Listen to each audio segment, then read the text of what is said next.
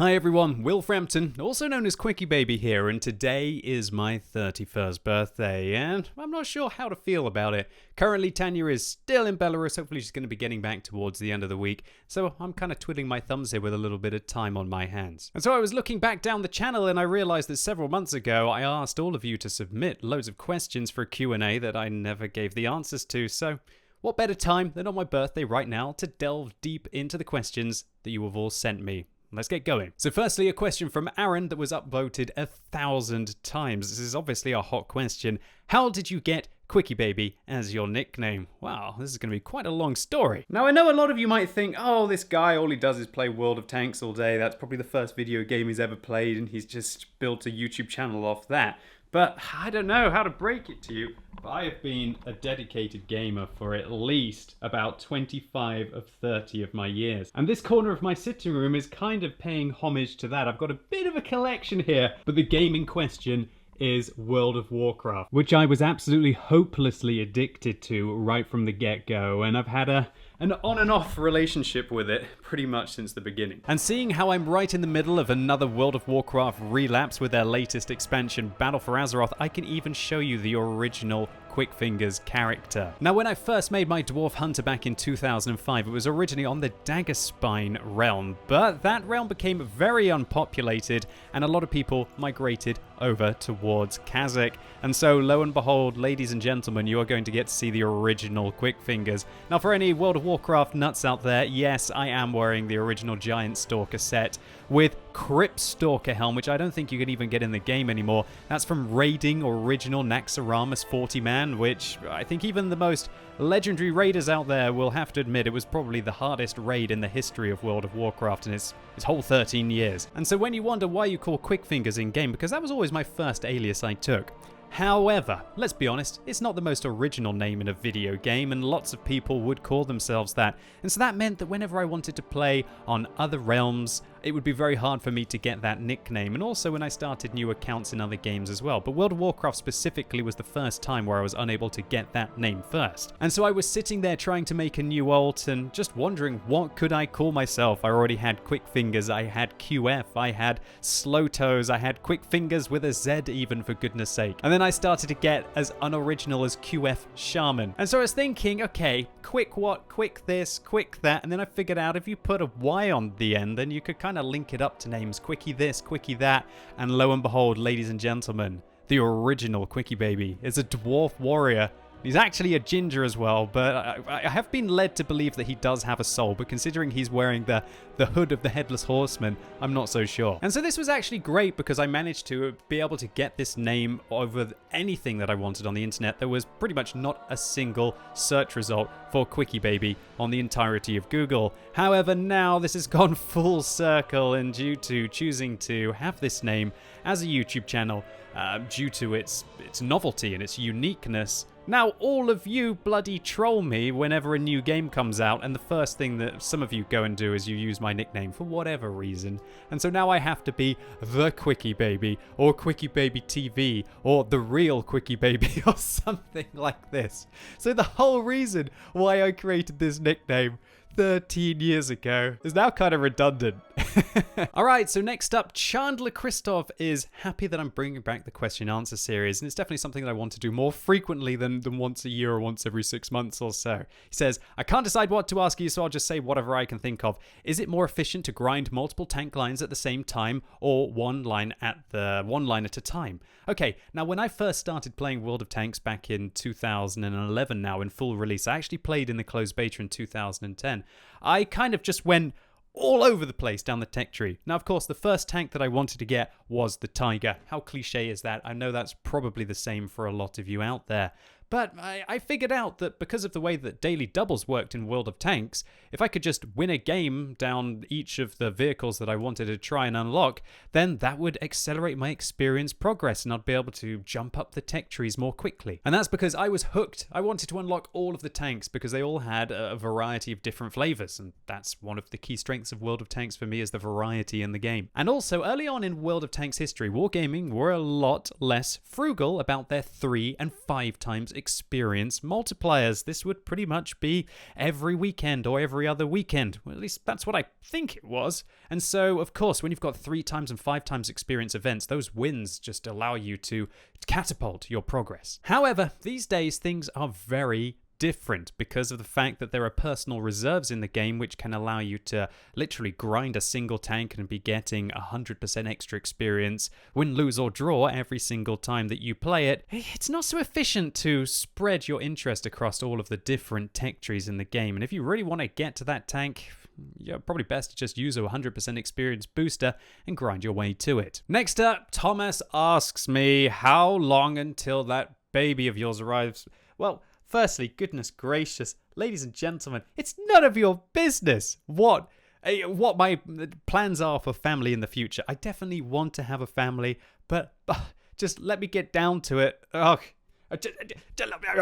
Next question, we're moving on. Okay, Ramon Lash says, if you could buff 2 tier 10 tanks, what tanks would you buff and how? Well, firstly, I'd probably buff the Leopard 1 because it's a tank that a lot of new players go towards, and it's got an absolute horrific win ratio in World of Tanks. The problem with the Leopard 1 is not that it's an absolute useless tank, it's just a big old box of not very much armor, so it takes a lot of damage, and considering it's probably one of the first tier 10 tanks that a lot of people unlock, then it just doesn't really do them very well. It doesn't have the best camo, its armor isn't forgiving, they end up losing their hit points fairly quickly, and the strengths of the Leopard, i.e. its sniping capacity, just really don't hold true for people who don't understand view range and camo mechanics, and quite often you don't during your first tier 10 tank. So what would I buff about the vehicle? Well, firstly, there are hidden statistics in the game. These kind of dispersion values when you move your tank and when you turn your turret, depending on how big the reticle blooms out, irrelevant of the aim time, which kind of drags the circle back in.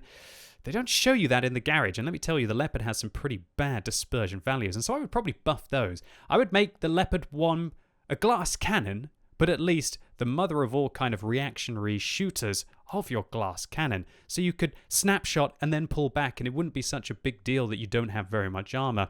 And I would probably also make its accuracy legendary. I would kind of buff its accuracy up to be that of either a Grilla at 0.27, I believe, or even, why not match the best tank destroyer in the game like the Stridsvagn 103B up to 0.25 and just give it a specialty. The next tier 10 tank I would buff would probably be the IS-4 because, while it's not the worst of vehicles, I just don't really see any point in going up that tech tree right now. You have to suffer through the KV4. The ST1 isn't bad, but slowly as the power creep goes on and the amount of premium rounds that people are firing seems to be escalating rapidly, its armor is feeling less and less useful. So how would I buff the IS-4? Well, it's a tricky one because there's a fine line between being in the state that it is and becoming too good. But when I think about it, the Super Conqueror just annihilates it on a ridge line. I'd say that vehicles like the 5A have kind of pretty much just as good of a turret, but they have a little bit better gun depression over the front and higher alpha and higher DPM and pretty much better aim time. While the IS-4 is undoubtedly a monster side scraper, I just think that the fact that the tank's lower plate is significantly weaker than a Type 5 Heavy just doesn't really feel like it's all that, and it's definitely a shadow of its former self when it was at tier 9. Next up, Blazes asks, have you ever got bored or lost interest in World of Tanks? If so, what do you do to overcome that? Yeah, sure. There are periods where I really want to play this game and periods when I feel a little bit more chill about the game. For example, when a new tech tree is released, I usually want to play the game a lot more, especially if it's a very interesting tech tree, like the 2 Swedish tech trees that we saw go into the game, I think, towards the end of 2016. Still, one of the highlights of World of Tanks for me are when Wargaming release new tech trees during that Christmas period. It's such a wonderful time of year, and I really can't stress them how important it is they get huge content out around that holiday season. But one of my secrets is that these days I don't even really play World of Tanks that much. Now, obviously, 15 hours a week sounds like a lot for many of you, considering that I could quite easily play a game like World of Warcraft for that in a single sitting. It's not a lot for me. Another thing that I would like to recommend is, as with this game and all games, you should only really play them for fun. Do not get sucked in to clever ways that video game companies have you coming back regularly and then playing just because you either want to unlock that next achievement or to be able to grind for that next vehicle.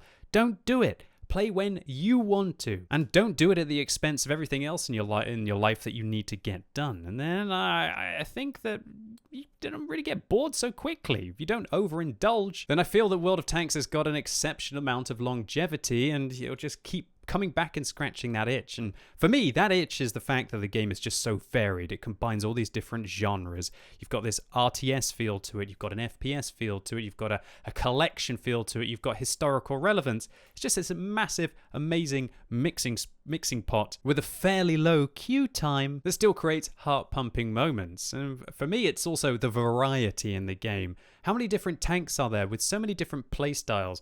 When you think about even the most varied of games, I guess I could use Overwatch or League of Legends for an example. They got maybe kind of like 10 different heroes, 20 different heroes, 30 different champions, for example. In World of Tanks, there's like 500 different tanks. And while I'd say there's probably about 50 or so set kind of playstyles, there are novelties that do things specifically which allow you to manipulate the maps. And let's talk about the maps. There's like 40 different maps. There's 10 different tiers.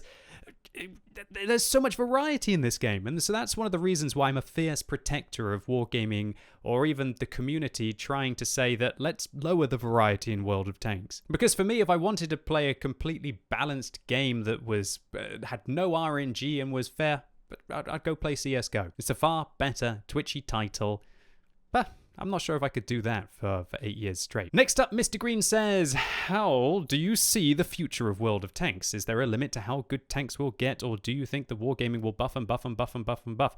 Well, obviously, they kind of need to. They have to have people excited to play the new content in their game. They want to keep their game attractive, both to the old players and also to the new players. Well, I'm not saying they're doing the best of jobs. I think there's definitely room for improvement. There has to be a little bit of natural power creep. Now, sometimes they've got it completely wrong, like with the Defender, the Patriot, and arguably the Scorpion G, which are just outrageously better than their Tier 8 counterparts. But all in all, I think, considering the sheer amount of vehicles at all of the different tiers, balance is all in all pretty good, and there's just a few outliers. And unfortunately, they're kind of pay-to-win outliers in the game. Now, every time somebody asks me, do you think the World of Tanks will be around in 2 years? I always say, yeah, probably not. I'm always wrong. In 2013, I thought it'd be dead by 2015. 2015, 2017. Now, yeah, will it be gone by 2020? Well, maybe. But it just always seems to go on. So if Wargaming keep coming up with new and interesting content and make huge, game-changing, graphical monster changes like they did earlier this year in 1.0, yeah, I can see myself still playing it, at least with some regards. Das Kitty says, what do you think about the idea of replay contests? Yeah, I used to love doing replay contests. I'm sad that I let my replay website go down. Not with normal goals of most damage or XP, but instead with fun, silly goals like most distance traveled or most tanks flipped. You know what? That's really cool. But the issue is that I would literally have to watch every single replay and then have it on an Excel spreadsheet and then try and say, oh, this person did this person did that. The idea of being able to do that is just simply impossible unless I would want to dedicate days and days and days and days of my life to it. And that's just unfeasible for the amount of views and the ad revenue that each video would get. Now, I'm not saying that I make all of my videos with the idea of them being successful or for them to be able to make me some money, but I do have to consider it. And while this sounds like a brilliant idea, I can see it being coming at the expense of producing 2 or 3 videos or doing 2 or 3 streams and then a video as well. That's the kind of time that something like this would have to take up. Next up, Peter asks, what do you think about the +1, -1 matchmaking idea? Now, I can see why people want this. People want this because obviously if you narrow the matchmaking requirements, that means that now a tier 7 tank is no longer going to meet tier 9 and tier 5, and so it's not going to just completely annihilate those tier 5s and really struggle against those tier 9s. And the fact that the tier 7 will now meet 6s and 8s, it kind of means that you need less extreme amounts of penetration. You're not kind of like over-penetrating the tier 5s, but you're not having to dab the 2 keys so much against those tier 9s. And while I fully respect this opinion, I'm going to have to go back to my opinion a few minutes ago about one of the reasons why I love World of Tanks and why I think it is so immensely successful. That is the variety. You can literally sit down in an evening and it really feels as if you're being presented by a different puzzle each time for the 30 games that you're going to play. Each time on a different map, with a different matchup, with a different tank, with a different amount of enemies set up. Maybe they got some artillery that you have to hide from. Maybe they don't, so you can be a bit more aggressive. Maybe they don't have many light tanks, so that means that you can be more aggressive with your vision. Or maybe they've got loads of light tanks, so you're going to have to sit back and wait for the mid to late game to then start to be aggressive. World of Tanks is like a puzzle, and I think that is a huge aspect for my enjoyment and maybe for a lot of people out there. And as soon as you start to lower it down to +1, -1, it's a large amount of the variety of the game gone that you're going to be seeing. But take it into account, anyone who plays tier 10. Recently, during the British Challenge, you would have seen that pretty much every single time you played a tier 10 tank, because there were so many people trying to play tier 10 to rush through the different challenges, you got into all tier 10 matchups. Maybe you enjoyed it a lot. Personally, for me, it just got really boring really quickly. It just felt like the same thing again and again and again. And if I want to have the same thing again and again and again, I probably want to go and play a game that didn't have so many pay-to-win aspects and was a little less frustrating, you know? I'd kind of probably go and play a CSGO, or I'd grind out the same champion again and again and again in League of Legends. Remember that the matchmaker used to be kind of +4. An M6, a tier 6 American heavy tank, used to have to meet the IS-7 in the mouse. And that was without premium rounds being available for credits. They were only available for gold back in the day. So good luck being in your T-3485 trying to deal with an IS-7 on the enemy team. But you know what? It actually forced you to have epic moments where you would get behind the enemy vehicle and you'd be getting +40% experience because you'd be dealing with a tank that was 4 tiers higher than you for all the damage that you caused. Now, I'm not living in some kind of magical fantasy world where I think this is going to be possible every single game. Sure, you had the snot beat out of you, but it did allow for more epic, amazing, defining moments. And if we get rid of the +2, -2, we're going to see all of those times where you have the underdog, the bottom-tiered tank, making exceptional plays against the higher-tiered vehicles. And it is possible. And when it does happen, for me, it's amongst the most rewarding and also most entertaining gameplay. So next up, I've got a question from Dan Chesser, who is actually a sponsor of this channel, although I think since I released it is now called Channel Membership. So massive thank you to supporting the channel in that way, Dan. The question is, hey Quickie, why can't you add more than 3 types of equipment to a tank? Simply because if you didn't have to make choices, you wouldn't have to specialize your vehicle. If you could have all of the equipment, what's the point of having all of the equipment? Why isn't it just by default on all of the different tanks? Because you have to make a choice. Are you going to use vertical stabilizers? Or are you going to try and boost your view range a little bit more with coated optics? Are you going to use vents, or are you going to use a gun lane drive to enhance your aim time on those really big caliber tanks? Are you going to use coated optics or vents? Do you want to make your tank just a little bit better all round, or do you want to really focus on the view range of your vehicle? You have to make decisions, and that allows you to specialize and to play your tank a little bit differently from everybody else. And it also stops people from just having a huge amount of credits, because if you had to put all of the equipment on the tank, it would get very expensive every time you bought a vehicle, right? From having just overwhelming advantages against everybody else. I would actually go as far as to say that towards the lower tiers, I would love it if Wargaming prevented you from putting equipment on your tank at tier 1, 2, and 3 to stop all the seal clubbers coming down using binoculars, or at least give all of the low tier players binoculars for free so that at least they can compete at the lower tiers, because it's such an advantage to have.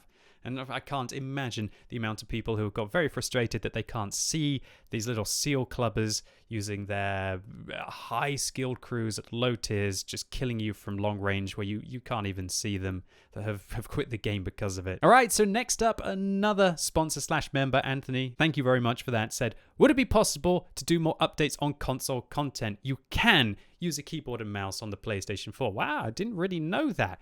Yeah, sure. Do you know what the problem is, Anthony? Is that I've kind of done my account. I've been there. I've played through all of the vehicles. Unless console has something special that I feel is novel, like the Chieftain, for example, that I wanted to cover, I'm just not so sure that I really get the thrill of playing through the same tank again. I've tried to do it on other servers, and I usually get bored around the tier 6 mark. I did it on World of Tanks Blitz as well. I had a lot of fun. I was playing with my nephew back when he was playing the game about 3-4 years ago.